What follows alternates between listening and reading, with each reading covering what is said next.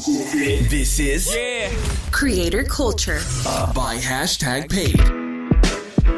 Hey, I'm Danny Desatnik, and this is a podcast all about creators. No matter the size of their audience, the creators that come on this podcast are underrated and people I'd want to theoretically invest in. Today's guest is Gohar Khan. Gohar is making it easier for students to write essays, stay productive, and study more effectively. He's got a signature video style. You'll notice papers and drawings moving in and out of the frame on top of his wooden table while he narrates the story from behind the camera. His style, his content value, and quality of each video has helped him reach over 2 million followers on TikTok. What's more impressive is how he uses TikTok to find new customers for his college admissions business called Next Admit. Before we get to the episode, here are 3 things about Gohar I think you should know.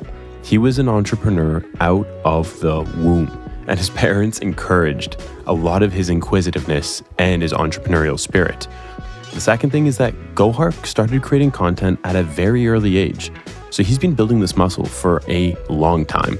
And 3, he's someone that is very talented as a creative, but also as an operator.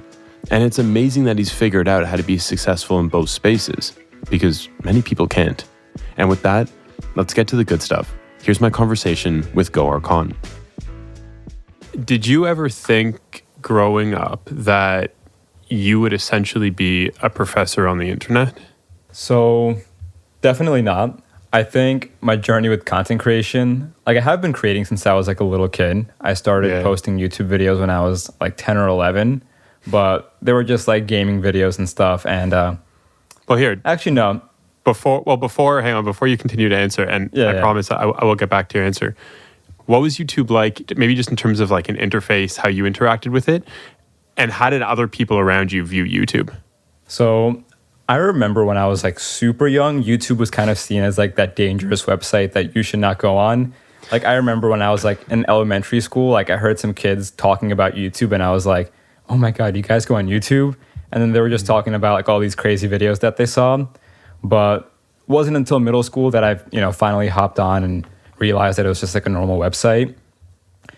I remember the interface being I remember the big channel banners at the top, but then there was this little chat community, this little community box at the bottom of each user's channel page. I remember you could have channel backgrounds, which was super cool, and it was a lot of fun. I think for the longest time when I was a kid, I just really wanted one of those channel banners, because I'm not sure if you remember, you would not get a channel banner unless you were a YouTube partner. And so that was my ultimate dream as a kid. But yeah, I think as an interface, it was still pretty intuitive. It wasn't too hard to use, even though I was super young. Yeah, honestly, it's wild how you have such distinct memories of the interface. That shows me how much you cared and how much you liked that place of the world or that place of the internet, because it's so vivid in your memory. But here, I want to go back to what you were saying earlier when I said, did you ever think you'd become the professor on the internet that you did today? And you said, you started making videos really early. Where were you going with that?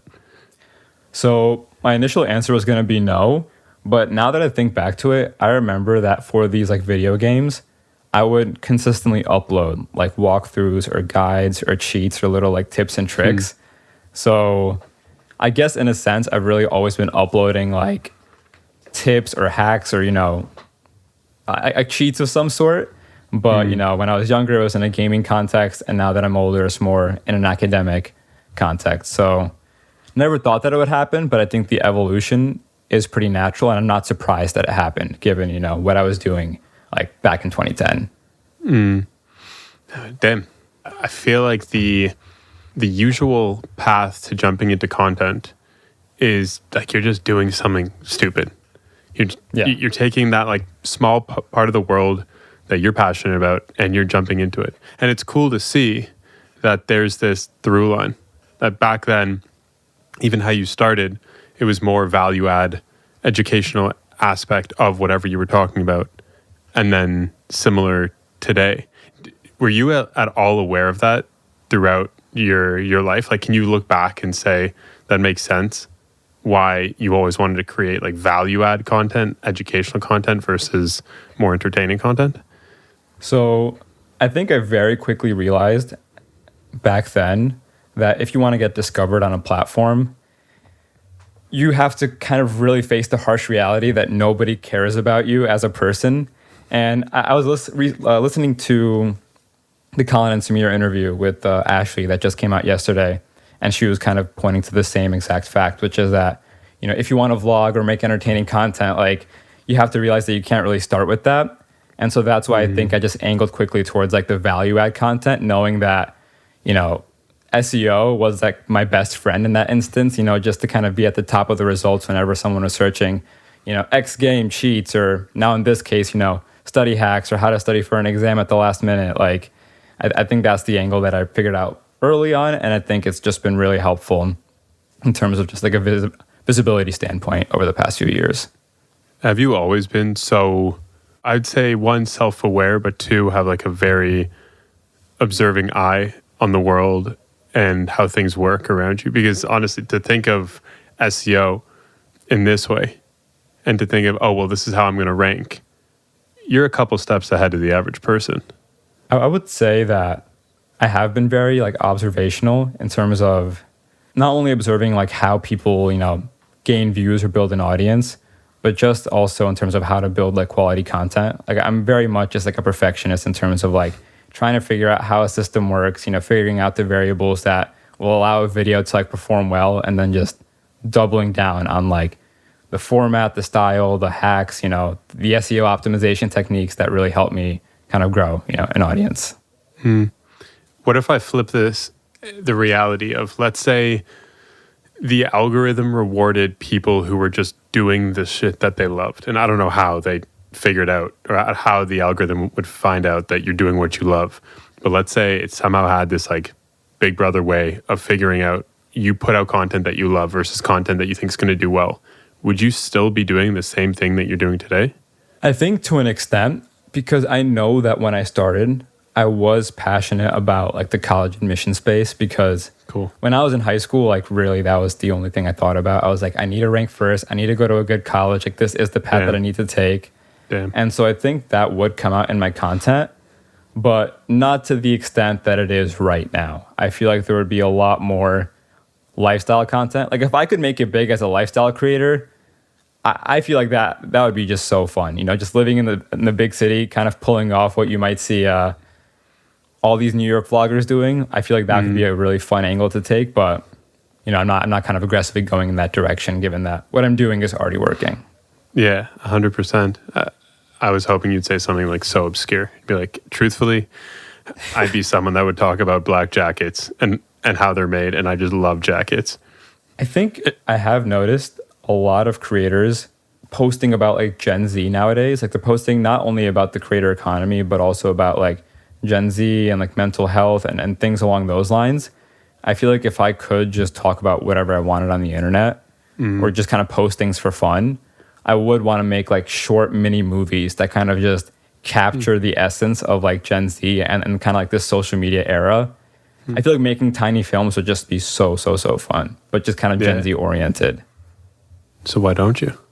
Time. It's been on my to-do list. I'm like, I have this priority list where I'm like, Gohar's guide content, then this content, and then if time, make, you know, this Gen Z creator economy content.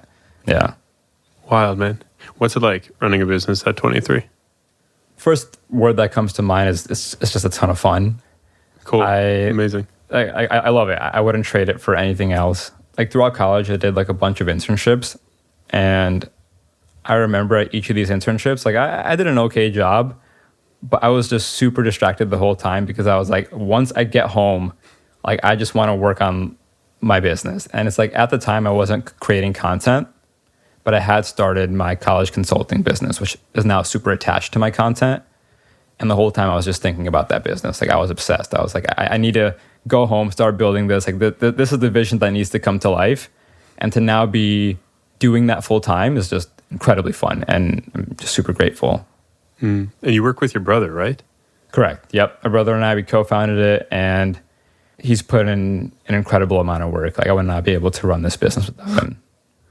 It's awesome how there's a collision of, it's like an experience that you had, that you saw an opportunity. Give yourself the opportunity to build this business by also doing something that you love, which is creating content. And you get to do it with someone you love, what I assume, which is your brother. Like that, those three things at an age of 23, where usually that you kind of figure out that stuff later on in life, it sounds super fulfilling. I agree. And at the same time, sometimes I do think, I feel like shiny object syndrome is always very real in terms of like, could I not be doing this kind of content, or could I not start this business? And oh my God, the creator economy is booming. Why don't I make a startup, in the space or something? But I think just taking a step back and realizing what I've built today is something that I would have loved to see years ago. It kind of humbles me, and it does bring a lot of gratitude. It's like, damn, like, this is what I wished for years ago, and I should be grateful for this position, instead of like obsessing over, all these potential new opportunities that might be available. Yeah. I feel like that's the curse today, man. And maybe it's a curse that keeps happening generation after generation as things move faster and information becomes more readily available, and you can express yourself at the snap of a finger, and whatever is going to continue to happen throughout our lifetime. But the fact of you see so much all the time, I don't know if it's normal. Like when we grew up, you could see some things that were on TV. You could see what your friends were doing. Now you see, like you click a button and you'll see what that mentor, or you'll see what that person you aspire to do is actually doing. And so to hear that you get to a place where you're okay just doing that one thing or those two things really well, even though there's many others that you feel you might be able to attach yourself to, that's powerful, man. How do you continue to remind yourself of that mindset? So I think coming to terms with the realities that other creators also face kind of helps me be grateful for the position that I'm in. I think with TikTok and what you mentioned about just kind of being able to see everything, I feel like social media in general nowadays does a very good job of showing you what you're not doing, or what you're missing out on, or what you're behind on, or what you should hypothetically be doing. What city you should be living in, what job you should have, how much money you should be making. And of course, you're always going to only see the top of the top on social media, and you're not going to really see like the reality of like, there is a middle to lower class for creators. Many creators, aren't, making millions of dollars online. And so I think just trying to understand what the average typical creator is like makes me feel grateful for the position that I'm in, instead of, comparing myself to the top dogs and being like, oh, why am I not like Mr. Beast? Why am I not like KSI? Why haven't I done 100 million in sales? I think just grounding myself, and also just finding other creators in my niche, and just understanding, that we're all in this together, understanding their struggles and their journey helps me, remind myself of the position that I'm in, and the kind of journey that I'm playing, Again, man, so powerful to have that type of mindset. Because again, it's so easy to slip. It's so easy to slip into something else. But you talk about a community of creators around you and being reinforced by the right people. How do you find the creators that you surround yourself with? And I guess I'll also ask, what do you look for in that creator to join your so-called creator tribe? So, in terms of finding creators that, I want to stay connected to or close with, part of it has been cold outreach, not going to lie. Like, cool. I think over the past few months, I have literally just DM'd creators, and I'm like, your content is dope, would love to chat. And then that sometimes plays out. Sometimes it's like, we'll have a call, maybe we don't vibe that much, whatever. It just kind of ends there. But then on the other side of things, I think just meeting people in real life, because it's funny. I think Sean is probably one of my closest creator friends currently. And we met back in college. Like, he went to BC, I went to MIT, and we met at like a frat party one night. And it was crazy. It wasn't even about like the creator economy. We just ran into each other, and I knew that he was making YouTube videos at the time, and that I one day wanted to, but I hadn't started yet. And I was like, wow, this guy is dope. He was telling me about his camera, what it was like making videos. And so that's how I would say he kind of joined, my creator friend circle. Yeah. And what I just really look for, or what I think, the people that I think really kind of vibe with me are those that aren't too serious. Because I think I have met creators, I've talked to them, and the first thing that they ask me is like, hey, how did you do this? How did you do that? Do you have any value add here? Can you connect me to this person? And it feels like a business call almost. And I've had that conversation with a few creators. I'm like, no, I honestly don't want to talk to you again. Like this doesn't feel fulfilling in the slightest. But when I've talked to people like Tejas or Sean or like a few other creators, it's just, it feels very natural. And I'm like, these guys could just genuinely be my friends, even if we weren't doing content. And I think that's a great benchmark for realizing, whether or not someone can join like this creator like tribe or circle. Yeah, man. No, I like that mindset. It reminds me of, sometimes at Hashtag Paid, we'll put on dinners for creators and marketers in different cities. A lot of the time it's driven by like our sales team, and our sales team's like, cool, either these are our clients and we just want to get them more connected to the creator space, or we want to involve both sides so the conversation becomes a lot more comprehensive. And I can't tell you how often a salesperson on our team will come to me, because I'm usually the one finding the creators to go to these dinners, and they'll be like, man, like, how do you interact with a creator? Like, what do you say to them? And I'm like, come on, man. Like, we work in this world. How is it that you think that they're so different than the other people that you hang around? They might be more creative outwardly, but he's a homie, she's a homie, he's smart, she's smart, they're funny, they're not funny. Like, it's the same thing as marketers, and it's funny how sometimes people will just, oh, you're a creator, you're an influencer, you're a celebrity, you're different, which is just not true at all. Yeah, no. And I think it all just boils down to having a genuine interest in what someone else is doing. And I feel like, in terms of these people, just be genuinely curious. And I feel like that just makes conversations like with creators or with people in different industries just so much easier. Just listen, ask questions, and it kind of just flows naturally almost. I find that when I talk with other creators, like I'll just ask them about, their creative process, how they kind of deal with stress, burnout, and that just naturally leads to like great conversations. Yeah. Well, this is a great conversation so far, but maybe we take it to another level. How do you deal with stress and burnout? So, to an extent, I almost want to say I don't. Like Fair play. The show must go on. It's like every single day, come to the drawing board, put out the content. Damn. But as of late, I have been traveling more often. Like I do. Cool. Like this weekend was in Boston, last week in New York, just trying to reconnect with old friends. That helps a ton. Amazing. And I think that really is it. Like just kind of leaving this room and leaving like the small town that I'm in and just going to the big city, seeing people, that will like rejuvenate me for like weeks, if not months, and then kind of helps relieve a ton of stress. Yeah. No, I like that a lot. It's be around the people that you value, be around the people that will, it might even be like, or let me ask you this, like, is it an element of they help you take your mind off that consistent grind that you're all, or that consistent wheel that you're always in?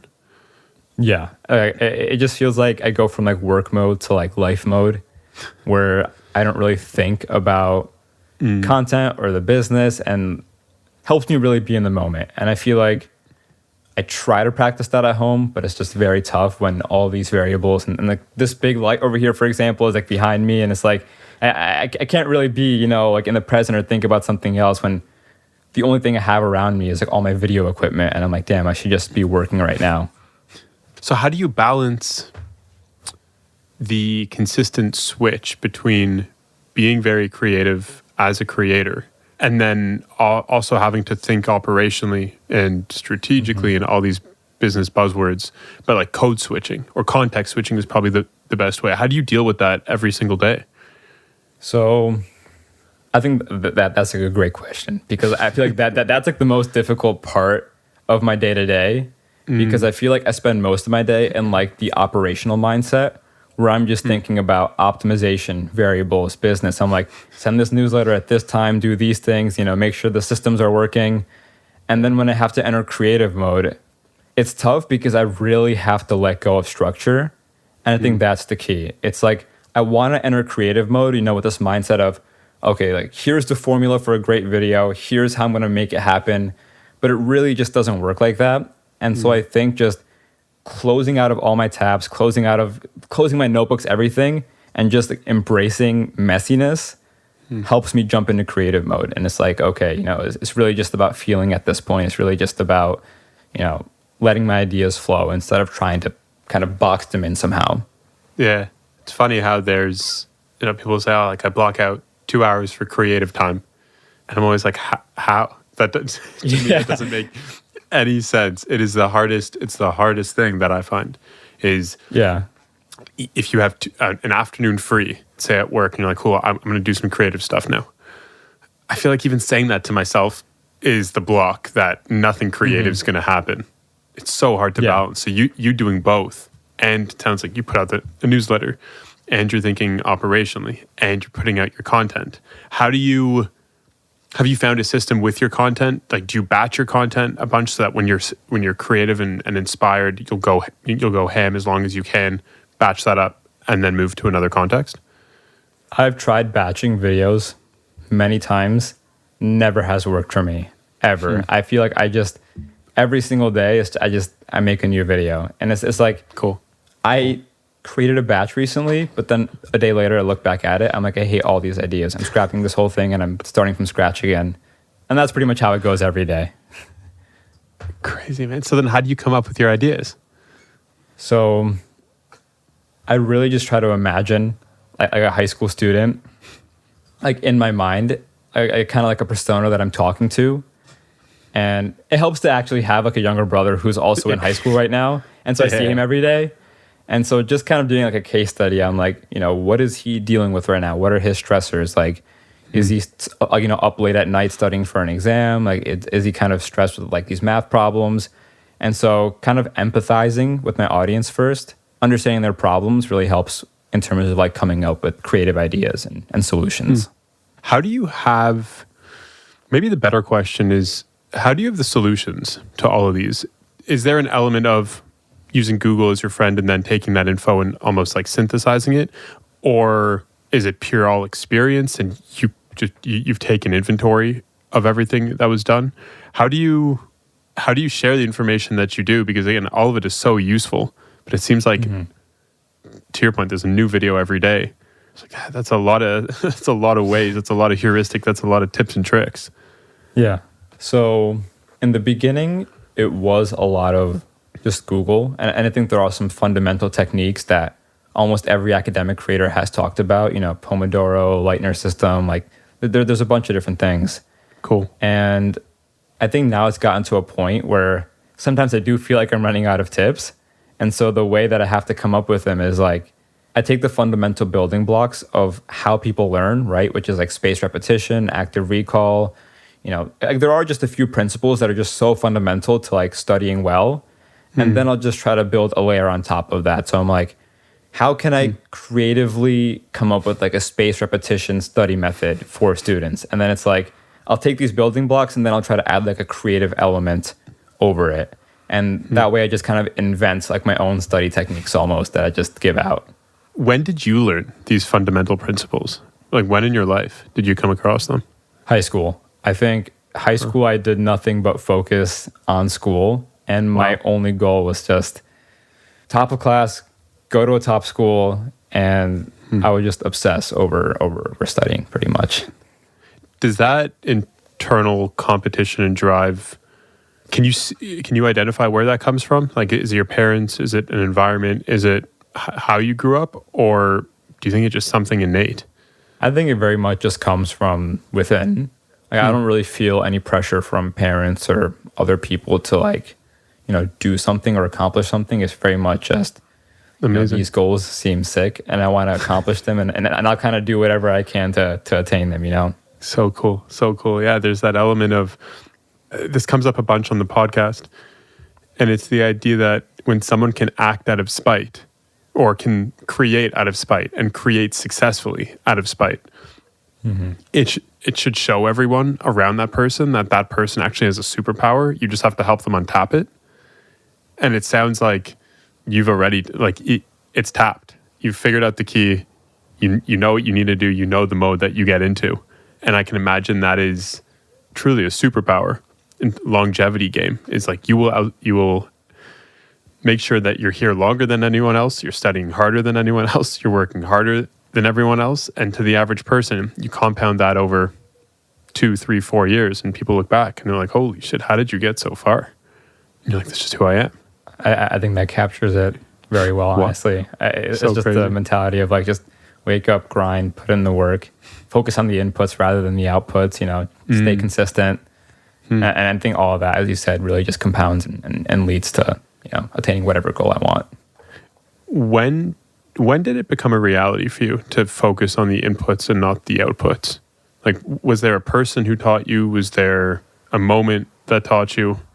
I think maybe it was around like a year ago when I really started to feel stressed about content, mainly because, I thought I had the formula figured out, but then I would upload a video, it wouldn't perform as well. And I just had like a 5-day streak or like a week-long streak of just flop after flop after flop. And I put in like 3 hours each day into a video, and I was like, wow, I just wasted like 15, 20 hours on like nothing. Like I got nothing out of this.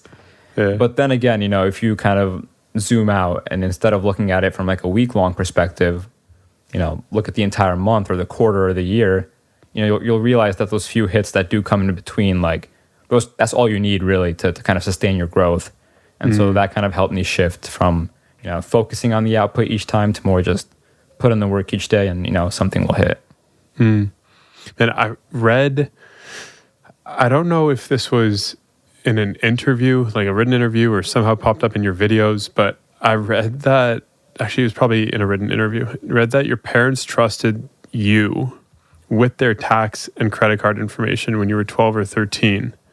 And the interviewer, like the way that it was written, it was like, even though they didn't understand what Gohar was doing, his parents still trusted him. Mm-hmm. Have they always had this blind trust in your pursuits and what you're doing?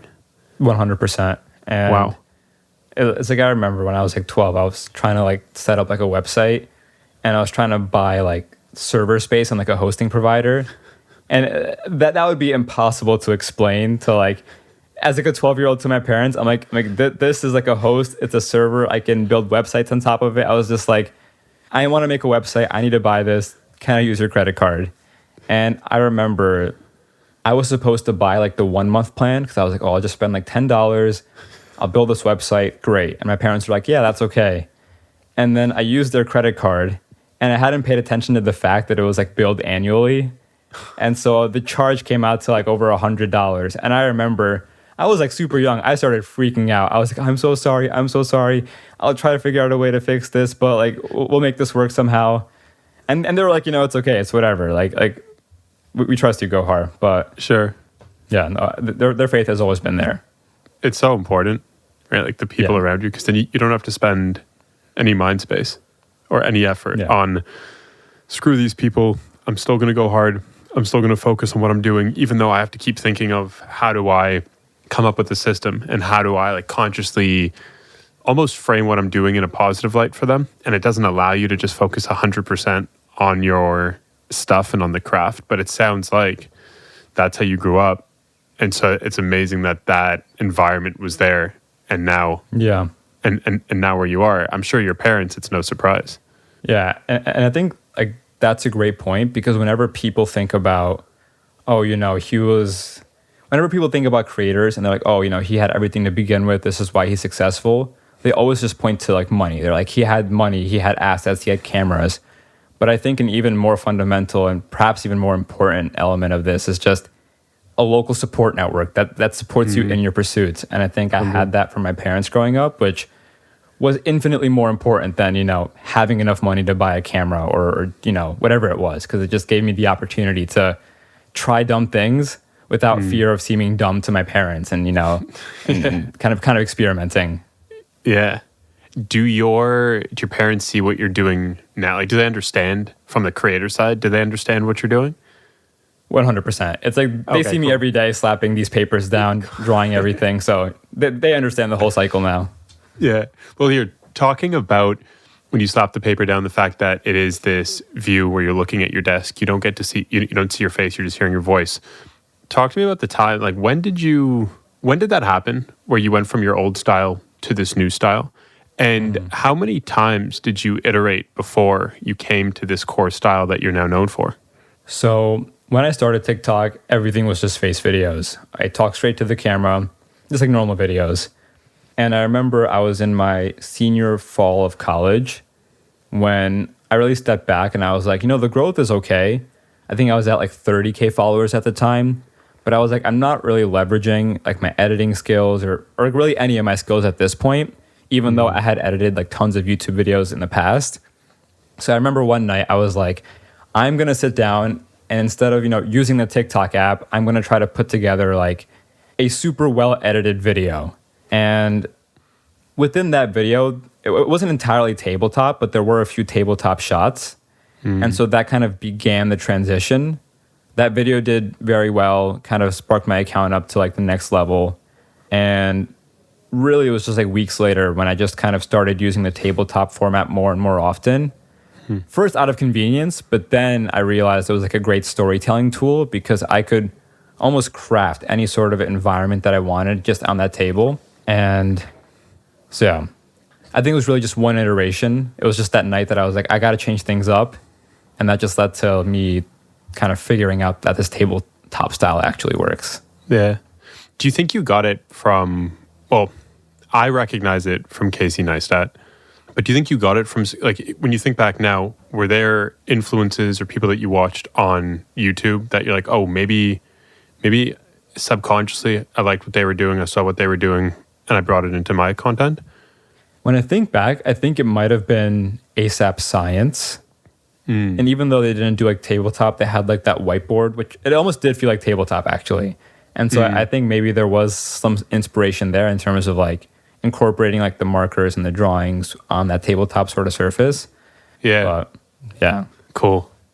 I mean, it's interesting how, again, like it's so easy for you now to be like, yeah, well, try this. And yeah, it makes a lot of sense now. Like, my face doesn't have to be in it, so I don't have to get prepared. Plus also it probably limits the amount of like public notoriety you ever have to deal with because you can just be yourself and your face isn't really there all the time. But if you think back to the moment where you decided, let me just switch this up, before you switched it up, you're probably like, what am I doing? But whatever, let's try this. And in like the span of maybe 3 hours, it's like, oh yeah, this actually works. And so it's wild how so quickly you can go from something that feels so irrational or random to something that's actually a springboard for the career. And actually, like it's your style now, and you never have to think of your style ever again because you fell on this like really interesting random choice that you wanted to go about. 100%. And I think it's really interesting because in the beginning it did feel like sort of irrational and random, but I feel like this style, for a while, it allowed me to really compartmentalize like the different components of a video. Like I could separate the audio from the video, I could reuse like certain clips.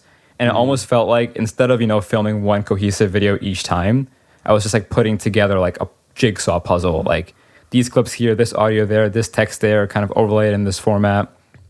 But it worked. And it's just super interesting to see how it did kind of develop into just this brand identity over the past year. Yeah, it is interesting, right? You bring it back to what you were talking about when you're giving tips and tricks about studying, and you're like, well, I take core principles, I take first principles to study, if that's a way that we can term it, and then you just put something creative. It's modular. It's like, okay, you take this principle, and then I put this thing and this story and then this visual, and we're good. And what the tabletop allowed you to do is essentially do that, but just from a creative perspective. Cool, we'll take this thing, this sound, this visual, this color, this motion graphic, and now I can kind of weave it the way I want to, but the principle of storytelling stays the same. It's cool how there's like those parallels between your two worlds. Yeah, no, exactly. And I feel like it makes it convenient. It kind of reduces the stress in terms of like, of having to be perfect all the time. Like because I can kind of just modularize the whole thing, I can just redo the same shot like 10 times. I can redo like certain audio segments 20 times and just piece it all together and it kind of just works out. Well, you were saying how, again, a while back, it was the idea of input, not output, is your mindset right now. And so what's your view on this short form boom where everything is like you're meant to believe it is the output, it is the numbers, the followers that you have represent who you are. You can become an overnight success in the truest form. Like you can post something, next day you have a couple mil, 10,000 people follow you and you're like, well, this is crazy. How do you think the short form boom is going to impact creators in the future? I think with short form there comes like a sense of inflation just from the numbers perspective. Sure. Like there's just insane. I think there was this video by Ryan. I forget the last name, but I remember Ryan NG. Yes, him. Yeah, cool. And in the video, he was smashing his 100K play button, to kind of symbolize the fact that it means nothing anymore. And like to an extent, I agree. Like I have my plaques right here, and it's like it feels surreal, but at the same time, I'm like, did I really earn this golden play button? It's like I always saw this as some like far side out dream, but now it's like I don't know. I feel like the short form content just allowed me to have like almost like a superficial boost, and that's not to say that the people who watch those videos aren't real or that there isn't a community there. Yeah, but it almost just feels too fast, and it's like, how long is it gonna kind of continue this way? Like, are we just gonna have short form creators, overtaking some of the biggest YouTubers on the platform? Like, who knows? Yeah, man. To that point, it's tough when you meet a creator that has 500K on YouTube, like all long form, and then you meet a creator that has 500K or has 1 million or even has 1.5 million on TikTok. And from the outside, it seems like, wow, like maybe the person with 1.5K on TikTok actually is doing better as a creator than the 500K on YouTube. But then you realize, wait, that relative influence is so different. The influence on TikTok, I don't even know if you can call it influence anymore. It's almost like purely it's just an audience. But you've built and you've worked so hard over a long period of time that people that get that YouTube, that play button, if it's purely long form, and I assume on the creator side, it's pretty disheartening when you can put those two values and equate them, but you're like, nah, man, like I worked hard. Like I worked so hard to get to that thing, and now it's happening in a month, in 2 months.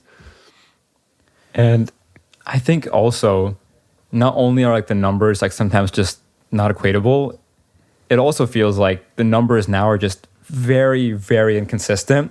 Like I almost feel like with long form creators, like, if they get to 500K subs solely off of long form content, they've built a sense of community to the point where like they will get like 100K views on each video. But I feel like with short form, there is such a disconnect between follower count and views.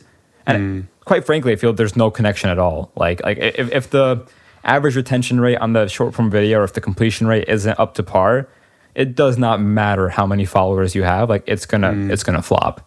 Yeah. Whereas with long form, it's like you have the option to, see the thumbnail from your favorite creator and be like, hey, I'm gonna click on this video because I enjoy his videos and I'll check it out. Whereas with short form, it's solely like your audience doesn't get the chance to actually choose to watch your videos. It's like the algorithm choosing to present it to your audience, which kind of creates that super inconsistent disconnect between follower count and views. For sure. You should watch, there's an episode of, does the name Rich Roll sound familiar? Not exactly, no. Okay, Rich Roll is he's like a very well-known ultra marathon runner, athlete. He's written a book. He has his own podcast, great podcast, a lot of cool guests. And Casey Neistat just jumped on. I think it was today, or they released it yesterday or something recently. And he says something so similar to you. Is obviously Rich is like, so Casey, you're the godfather of YouTube. What do you think of this short form boom?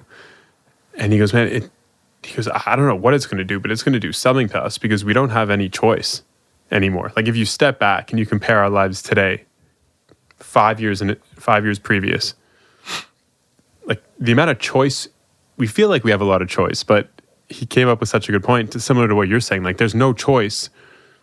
So what are we actually watching? Is it really us, or and this is going deep, but like, are we being made to believe that this is what we like, or this is what we should see, or this is what we should watch? Or maybe in actual fact, if we did have that choice, but it was harder to find creators, maybe that struggle would actually be more beneficial to us. I think that reminds me of a quote. It was something along the lines of, with YouTube, you watch what you think you want to see, but on like short form or on TikTok, you watch what you actually want to see. Like, it was something along those lines of like, you know, with YouTube, you have choice, and that choice allows you to kind of curate your taste. Whereas with the TikTok algorithm, like it knows what you really want to see instead of what you think you want to see, and then it presents that in front of you. Yeah. It's a wild world, man. I think we're in a very interesting time. But on that point, I was thinking about this today. I can imagine what the world was like when YouTube started to take off. Like imagine 2009, let's call it 3, 4, 5 years, 2010 after YouTube started, and before then. There was never anything like it where you could create a so-called movie and put it out there. And the stuff that was blowing up was like Emotional Orange and all these like random videos, right? I bet you I wish we could go back in time to that 2010 period and see how people were talking about what YouTube is going to do to people, to kids, to our sense of conditioning and sense of self. Something tells me that it'd be very similar, because the relative change from long form to short form and then going from gate kept to you can actually put out long form content, it feels similar. Yeah. And so do you think like the conversation is similar almost from like back then to what it is now? Like are you seeing like a repeat of that conversation?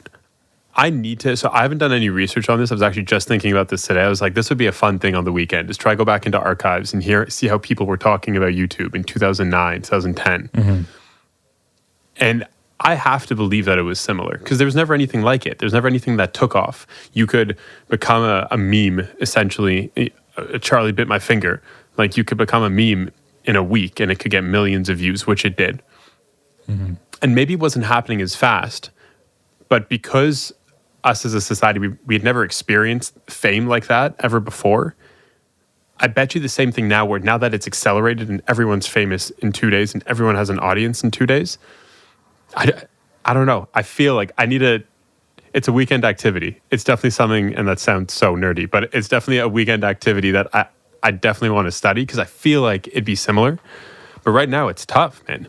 It's so hard to think, like, how is short form content going to change our perception? Going to condition us for the next 10, 15 years? Yeah. And I think a question that I also have all the time is short form content, like, is it the ultimate form of content? Because I always feel like, you know, like years ago when it was just YouTube and Instagram, like I would constantly think to myself just for fun, I'm like, could I think of like the next social media app? I'm like, what's like the next innovation? Like what's like the next product? Interesting. Yeah. And I remember when like Vine was out, I was like, this is crazy. And I really thought that we had plateaued or reached like the limit of what was capable on social media. And I feel like TikTok has almost crossed into like a new frontier in terms of like hyper optimizing, usage like per day, and I can't think of anything more addicting, quite honestly. And I feel like is this the ultimate form of media? Like, is there going to be a next level to this? Like, so interesting you say that. I was at a conference 2 months ago, and I was on stage interviewing a creator. And the last question that was asked to us, the guy goes, "All right, I'm going to hit you with a philosophical question."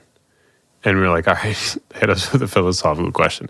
And the guy goes, "All reports are that our attention span is shorter than ever. If we don't like something in 0.5 of a second, we flick off. Our attention spans can't get any shorter. Like, we're at the shortest it's ever been." He's like, "So what does that mean? Does that mean we die and we have to resurrect to go back to life where like now we're new humans? Or where does it go?"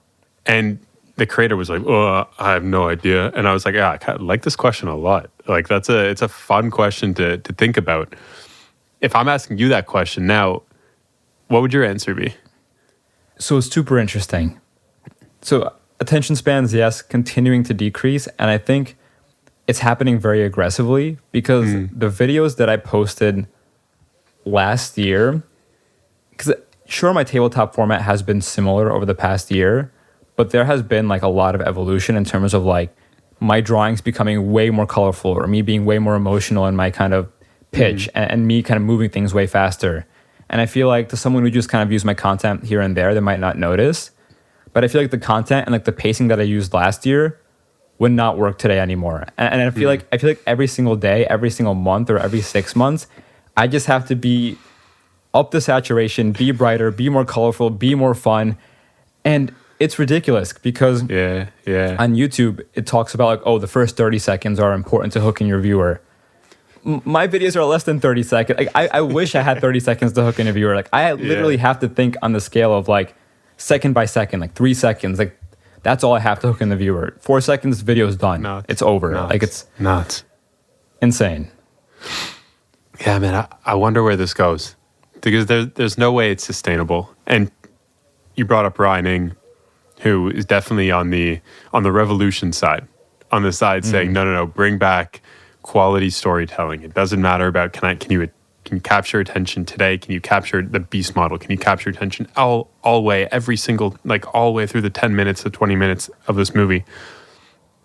And it's interesting to see, like, how do you go against a system that works so well and is shown everyone, here's kind of success, but how do you have the patience and the long-term vision to say, you know what, no, like it might be like this for the next 2 years, or it might be like this for the next period, but I'm building a catalog, I'm going to build a slow fan base, I'm going to build a slow audience that's going to know me for this, so that come the time something changes in society or things blow up, I'm positioned really well to be like the voice of reason. That must be so hard, man.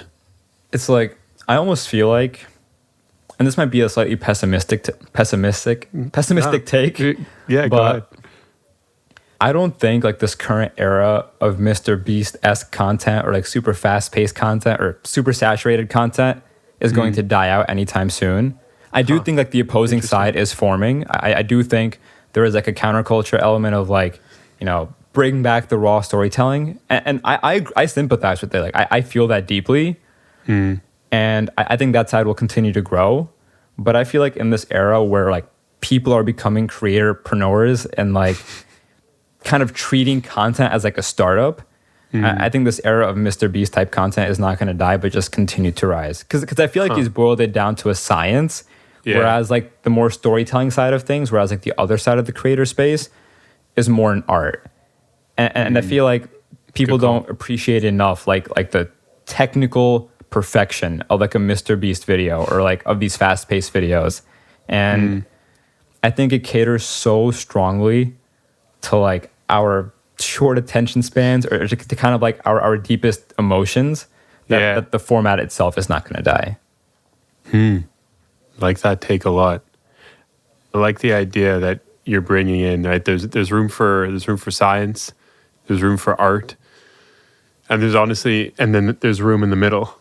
And that I think it's that room in the middle that always becomes world class, always becomes like the content, the thing to make the biggest impact in the world, because you're understanding both brains, you're at both sides of the brain.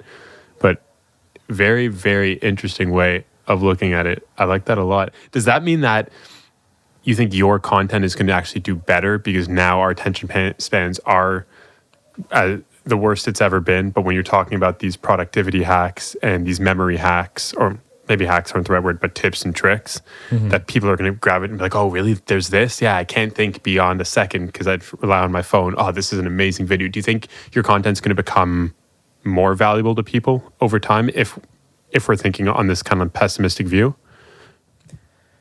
It's tough because I feel like I've almost taken like an opposite mindset, in terms of I've realized with educational content in general, and just to make this content actually work, I've had to take like the pessimistic view of people don't care about learning or being lectured to. And I feel like if I open up a video with like here's like this trick that you can use to like boost your memory, or here's a trick that you can use to, lengthen your attention span, I almost like, my mind is like, no, people are not going to watch that. But deep down, yes, I do hope that over the long term, my content does become more valuable, if you take things from this angle. Yeah. But I feel like given the way that people are just hyper optimizing for the algorithm, I'm just going to have to keep getting more and more creative or more colorful, or just, more evocative somehow in my videos to stay relevant, which is unfortunate, but kind of the reality of the algorithm. Fair enough. Have you been asked to come back to MIT or go to other Ivy League schools to talk about being a creator or essentially give a lecture and or talk about essay writing, have they acknowledged your like the brilliance and the success that you've had and tried to work with you to help their students who are coming up?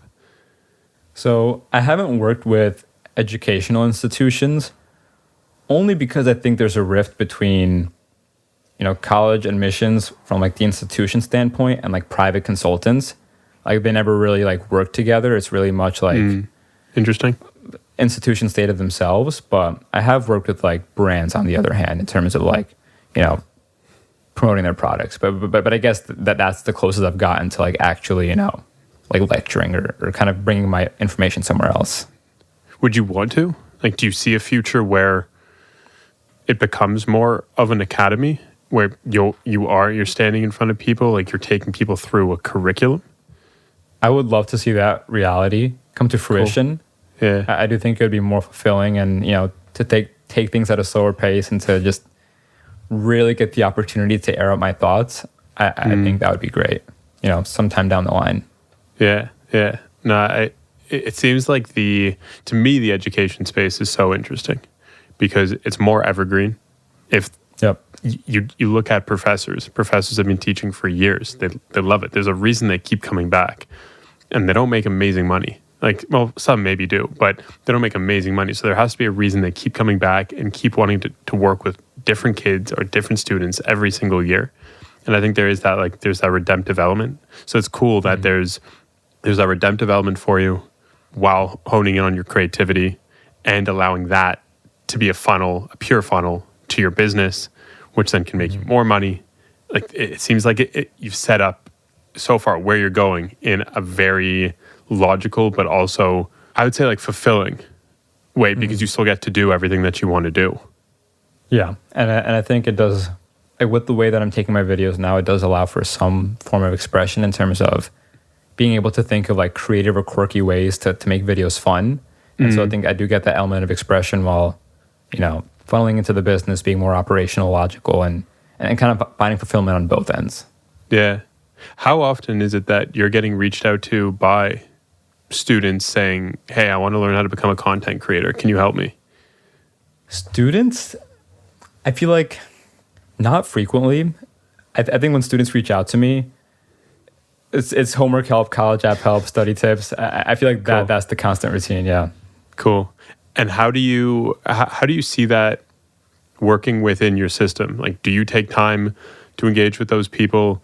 Do you see that as valuable? Do you take that as like research and then take some of their ideas and some of their concerns back into your content? What's that relationship like?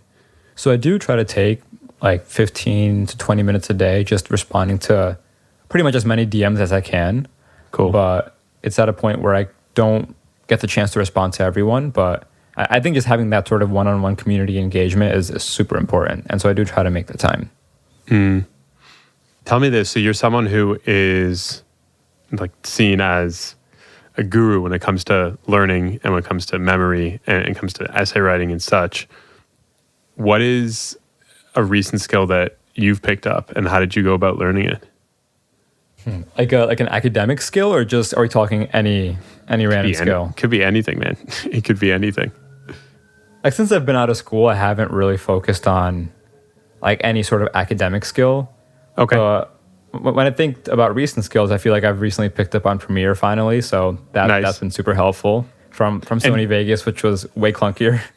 Nice. Yeah, I've heard. How do you go about learning that skill? Like just for you, when you're learning something new, do you lock yourself in a room and just surround yourself with everything?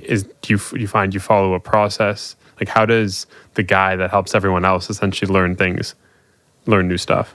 So I think the best way to learn is to learn by doing. And, Cool. in an academic sense, it's like doing a bunch of math practice problems. But in this case, it was literally just taking actual TikToks, pulling up YouTube tutorials and just editing them fully to like the best of my ability and just repeating it over and over again until I got used to like the shortcuts and the little tricks and learned about like adjustment layers and all the different terminology. So yeah, just learning by doing, I think really helps a lot.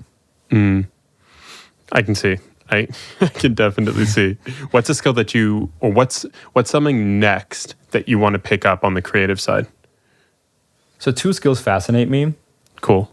One, I feel like I've seen a lot of VFX like editors leverage like 3D modeling to just create really cool effects and renders. Cool. So I think on the creative side, just maybe learning Blender or like Cinema 4D, whatever it might be, would be super cool. Damn. And learning more about color grading. Like recently on my For You page, there have been a lot of like color grading TikToks for some reason, where this one guy goes really into like fine detail. And I'm like, wow, I thought I knew stuff about color grading, but I don't know anything compared to this guy. So like, I think it would be fun to learn more. I think there's something so cool when you meet someone that is an expert in their field, but they want to go deeper than many other people think is possible. Like you talking about color grading. If I didn't know you and we didn't have this conversation, I would have been like, and someone, let's say one of your friends, one of your creative friends that I met, were like, oh yeah, by the way, randomly, yeah, Gohar's learning color grading, and be like, what?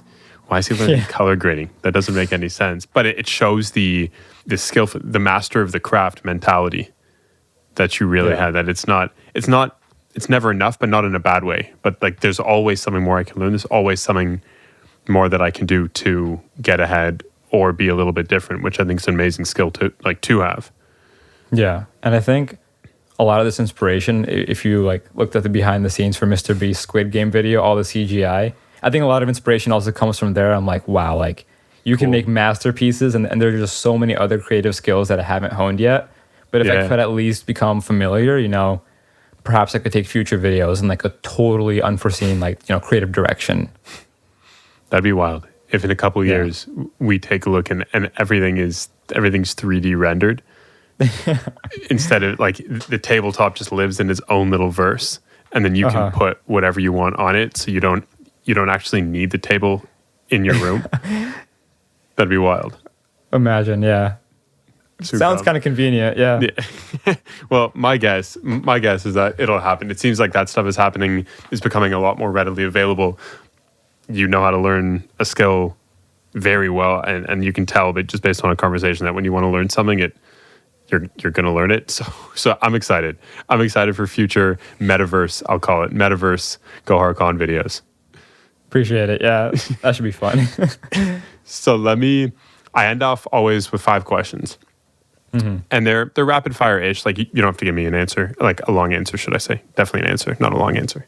Okay. The first one is, what environment are you the most creative in?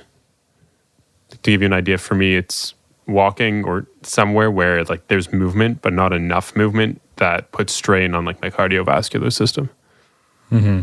I think honestly, when I'm in my room and I'm just pacing back and forth with a notebook, cool. that just always works for me. Cool. The second question is, and you can take this either way, what is a book that's impacted your life, or what is an album or an artist that's impacted your life? 0 to 1 by Peter Thiel. Cool. I think great book. Yeah. Cool. If I were to say, all right, I'm going to give you the opportunity to give a TED Talk, either what would the title be, or what would you talk about during those 10, 15 minutes? I would want to talk about either Gen Z's relationship with social media, or from a more technical standpoint, just how to make short form content that goes viral. Okay. Just give a lecture on that. Yeah. Big fan. Question 4 is, who is a creator right now that you think is underrated? Sunny V2. I think he has way more potential. Cool. And I think he's going to blow up. Yeah. I like that. Yes. I like that a lot. Where it's like people will say, oh, there's someone said like, oh, can I say someone already who's like successful? And you're like, yeah, 100%, because that could be step 1 of like where they're at. But you think that they're going in a very different place. I think that's super exciting. Cool. Sunny V2. The last question is kind of similar, but who's a creator that you would want to invest in, that you know now, that you say, oh, like if I could give them whatever resources they need today, I think like that would be the unlock for them to pop off? I'll be honest, I'm just really trying hard to not say Mr. Beast, like given, cool. all the visions that he's put out there. But yeah. Nah. If I had all the money in the world, I had to bet on one person, yeah, None other than Mr. Beast. Good stuff. Good stuff. All right, we end the conversation in the same way all the time. What is your most viewed video, and why do you think it's your most viewed video? All right, so it's how to answer any question on a test. Okay. It's a short which has 34 million views. Damn. And I think it's just very universal. Like, cool. Regardless of country, anything, you know, everyone's taking tests. So, yeah. Okay. Universal element. Okay. I'm a fan of that. Man, it has been a pleasure having you on. It is so cool to see how you traverse the academic, more type A side, but then you have the creative element to you too that never gets stifled. It's like they walk step in step with each other. And I think it's so rare to find someone that has both of those things, that you can go off in any direction, but always have that background.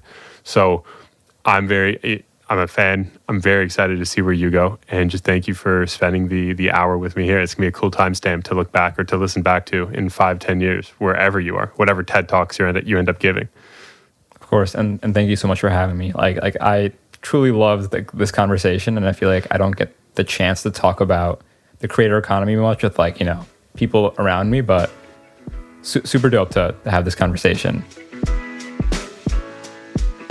What I kept thinking about throughout that episode is how Gohar is so successful switching between being an operator and building a business, a traditional business at that, and being an incredible creator and video editor and storyteller, and still crushing it on both sides and putting out a lot of content or updating his business and creating new revenue streams on the business side day in and day out.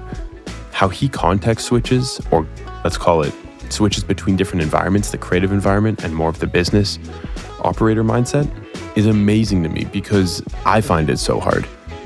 And when you have experience struggling with something and you see someone succeed at that, you respect them so much more. You know, I think there's so much for Gohar going forward. Just graduated out of MIT, so I'm really excited to see where he goes. But for the time being, thank you for listening to another episode of Creator Culture. If you're here at this point or really like this episode or really like the show, it'd be great if you could leave a review, Apple Podcasts or Spotify. You know, in the next couple of episodes, I'm trying to find people that have carved out niches for themselves. And whether they've been creating content for a long time or recently, these are people that are really making an impact in their space. And so I'm really excited for you to listen to the conversations. But with that, as always, have an amazing week. We'll catch you soon.